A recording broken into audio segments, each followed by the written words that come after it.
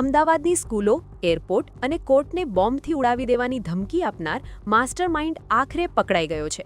પણ આ કોઈ મામૂલી ગુનેગાર નથી.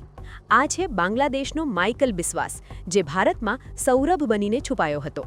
તમને માન્યામાં નહીં આવે, પણ માત્ર 12 પાસ આ યુવકે આખા દેશની પોલીસને છેલ્લા 1 વર્ષથી ચક્રાવે ચડાવી હતી. માત્ર યુટ્યુબ જોઈને સાયબર ક્રાઇમ શીખેલો આ શખ્સ VPN અને પ્રોક્સી IP એડ્રેસ પાછળ છુપાઈને ધમકીઓ મોકલતો હતો. તેની ગેમ એકદમ ખતરનાક હતી. તે જૂના ઈમેલ ID હેક કરતો અને તેને વિદેશી હેન્ડલર્સને ક્રિપ્ટોકરન્સી એટલે કે USDTમાં વેચતો હતો. આ જ આઈડીથી દેશભરમાં ધમકીઓના ઈમેલ મોકલવામાં આવતા હતા. પણ સાયબર ક્રાઇમ બ્રાન્ચે તેને પકડવા જે ફિલ્મી ટ્રેપ ગોઠવી તેમાં તે ફસાઈ ગયો. પોલીસે ગ્રાહક બનીને તેની સાથે USDTમાં ટ્રાન્ઝેક્શન કર્યું અને તેના લોકેશન સુધી પહોંચી ગઈ.